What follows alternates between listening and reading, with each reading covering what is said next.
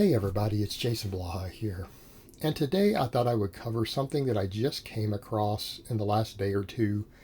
I saw Tom Bainbridge, who I generally like what he does. He shared this on Facebook, and I asked for a copy of the full study. He sent it to me, and then he and I got into some private discussion about it. And I thought, I really need to cover this because I actually do push the hip thrust. I use the hip thrust. I've used the hip thrust as a primary exercise to put 50 pounds on my own squat. And when you guys see in the background, again, for those who are new to my channel, I'm 43 years old and you see me high bar squatting 552 without wraps or sleeves. Okay, no t-shirt on either. I'm a respectable squatter for a old fart. And I'm trying to get to 600 this year. And I plan on using the hip thrust myself to be a primary tool for doing that.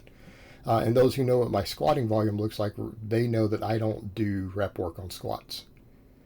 I do one heavy single when I squat, and then I use large amounts of supplemental work to hypertrophy things. So this is what I use to grow my quads, actually. This is my quad exercise, is the hip thrust. But when we look at this study, we need to look at what's going on because, again, I have my own fair comment on it, and I have my own ideas, and it has to do with the way that they program this lift. And I understand that. And I'm also going to question how experienced their lifters were on top of it. Because again, we have it in experienced lifters. And you guys need to remember a study I discussed before, done a couple years ago, was on college athletes, all women also, who were experienced lifters. They put them in two 8-week groups. One of them did only back squats and one of them did only hip thrusts. And then they tested their 1 rep max squat. What did they find? They both saw the same amount of increase on their max squat without having performed the squat. I find the hip thrust does that effectively too. And again, I'm not a 300-pound squatter here saying this. So again, I've got my own ideas. My anecdote tends to match very, very much what they found in that original study. Like, yep, that does seem to be what happens.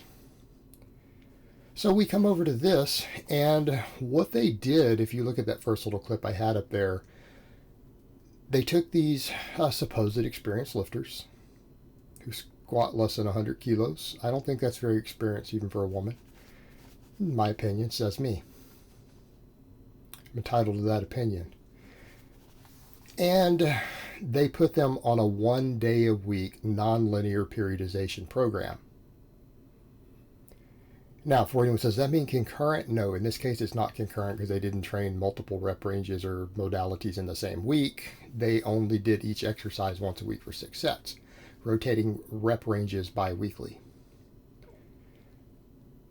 And here's the issue with that. That is not how we properly utilize the hip thrust. And I'll get into that in a minute. And I'm going to get into why I like the hip thrust and why this data is still useful. It's a good data point.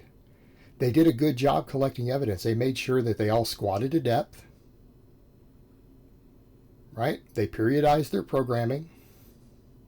They gave them 6 work sets. If you can't stimulate really good muscle growth with 6 work sets that are near limit sets on a multi-joint exercise, and there's a problem. So I don't have any issues with that. That was all fairly well done. They chose a good minimum effective volume if you're only going to look at one session. But we kind of come to that point of there's no way 6 sets once a week is adequate. But I digress. They did a good job of controlling variables to where their only variable difference was the hip thrust and the back squat.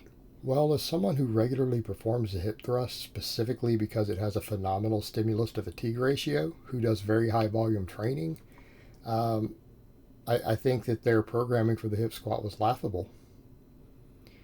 And here's the reason I'm going to say that. We go over and look at the results.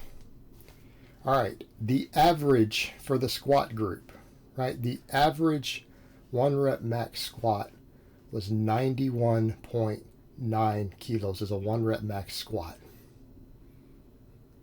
That's basically 200 pounds. These women could squat 200 pounds to a 1 rep max. I guess we could call that trained. I guess it's reasonably trained. Post, 124.9. Okay. That's a very, very big increase in squat max. Now, you're telling me that in 12 weeks, In 12 weeks' time, we added 33 kilos to their back squat. 33 kilos in 12 weeks. For my American friends, that is in excess of 70 pounds for women. 70-pound increase on their squat in that time? These are not experienced lifters. That does not happen. That does not happen in female lifters. Okay, maybe a rank novice normally. I mean, but you're talking about a massive increase. These are not experienced women. They can't progress at that rate. When's the last time anyone out there, even the men, remember that in 12 weeks of adding 70 pounds to your 1 rep max squat while training it only once a week when you were a novice? So what in the world was going on here? I don't know, but that already is ridiculous. Now here's the issue we have. We come down to the hip thrust. Okay, their hip thrust looks untrained. 100 kilos, 1 rep max. That's 220 pounds, guys. There are plenty of women who can rep that all day long. That's not a strong hip thrust. Now, that's indicative to me of what I would expect from a novice woman, right? That's what I would expect for someone who doesn't do the hip thrust. Usually when we do the hip thrust and we are untrained on either a hip thrust or a glute bridge, how much do you expect it to increase in the first 12 weeks? Anyone who's ever loaded this exercise. Anyone who's ever loaded this exercise knows the answer. You're going to double it. In other words, if you start out as a man who's been doing other lifts, you're an experienced lifter, and you get on the hip thrust and you can only do 225 for about 10 reps, and that's your max, you're going to be doing over 400 in 12 weeks. It's not uncommon. Okay, this is a lift that you can move a lot of weight on. You should be stronger on the hip thrust than your squat. Because I do 5 by 10 3 times a week on the hip thrust. Yeah, 3 times a week. So I do 15 sets of 10 every week with 440 pounds. I bet my 10 rep max squat is maybe 425. All out 10 rep max. I bet you I can only do 425 for 10. It's a 550 squatter. Estimate. Right? And I'm not doing multiple sets of it. Okay, we are stronger on the hip thrust once we train it than we are on our squats. They only added 14 kilos to their hip thrust. They did not load the hip thrust in this training. Okay, a 14 kilo increase. I would have expected a 50, a 60. I would not expect women who started with even a close to equal hip thrust. We'll call 9 kilos fairly equal. Right, they're slightly stronger on the hip thrust. In fact, that looks about right, right? If you're at the same strength level of 90 kilo versus 100 kilo on a squat versus hip thrust, that's actually pretty normal. Right? To hip thrust about 10% more than you can squat. They gained almost nothing on it. Like literally within 1 workout or 2 workouts, they should have been able to hit that 12-week number. This is a lift that when you're new at, you progress very, very, very fast if you're willing to add plates. Okay, if you're willing to add the weight. They didn't. They did not load them correctly. That is an abnormally slow progression on the hip thrust. That's not what anyone gets who does this exercise that I'm aware of. None of my clients have progress that slow on it, including women. So that's already tells me they didn't push the lift very hard. Number 2, we need to come back over and look at, instead of looking at just the variables in the data here, the data we get is that we would draw from this is that maybe on the squat, because of 6 sets of limit sets on squats is pretty fatiguing. You're going to struggle to recover from that. If you're not a novice lifter anymore, you are going to struggle to recover from that. You're going to have to do that at a fairly low frequency, especially when they're getting like sets of 12, 6 sets of 12. Jesus Christ. With a minute rest, all right, you're going to be dead for 3 days. You can do that with a hip thrust, though. Why do we use the hip thrust? What's one of the big reasons so many of us program the hip thrust as a supplemental lift or a hypertrophy movement? Doesn't have the recovery issues that a squat or a deadlift does. Doesn't have all the axial loading. Okay, you can recover from it. Like I can tell you right now, if I did a 10 rep all out max on a squat, I'd be dying. That would be the end of my workout. I'm not doing 5 sets of that. I'm not doing 6. There's no way. I do 5 by 10 on a hip thrust and then do other exercises behind it with 440 pounds. Not a problem. On a glute bridge, I do over 500 for reps. You can recover from that. I have clients who do the hip thrust for 5 sets twice a week all the time. And then they do other lifts afterwards. And they usually squat before they do it. They recover just fine. It has a very high stimulus to fatigue ratio. It's an exercise that you can do a lot of weekly volume on and still recover from. So when people see studies like this, their automatic assumption is going to be, well, when they equalize the volume at only 6 sets a week. Well, 6 sets a week is not a lot.